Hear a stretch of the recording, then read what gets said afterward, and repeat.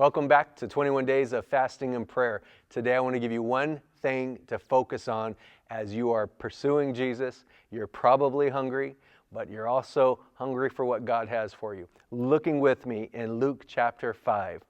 Jesus is talking to the group of people, the disciples and the Pharisees. They were arguing about fasting and the way that Jesus' disciples do things versus the old crowd.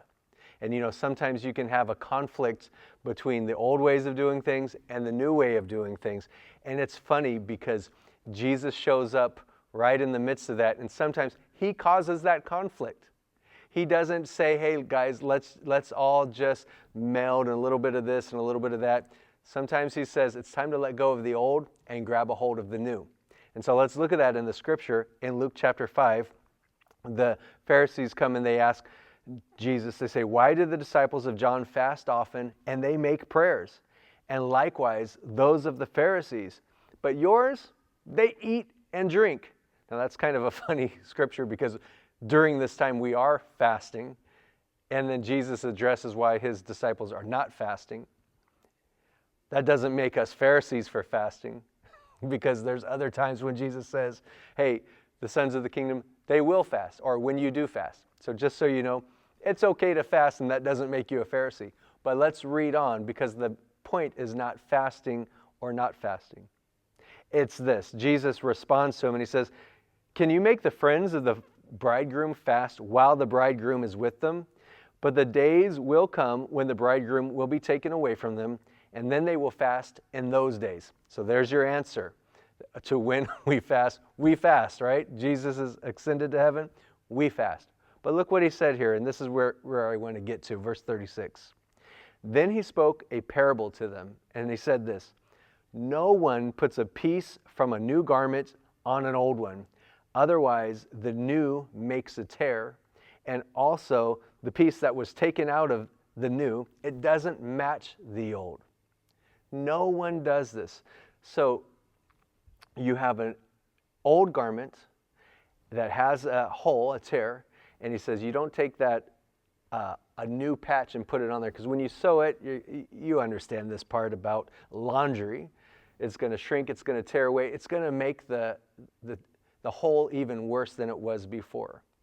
And so what he's getting at is you actually need to not just try to repair the old with something new, don't try to patch it together, but sometimes you have to get rid of the old to embrace the new. Because when you try to have a little bit of the old life, or the old way of doing things, or the old culture, or the old system, or the old process, or the old way of thinking, or the old friends, or the old schedule, and you try to add a little bit of new, it ruins the whole thing. It's just not, it's not ideal. It's not the best.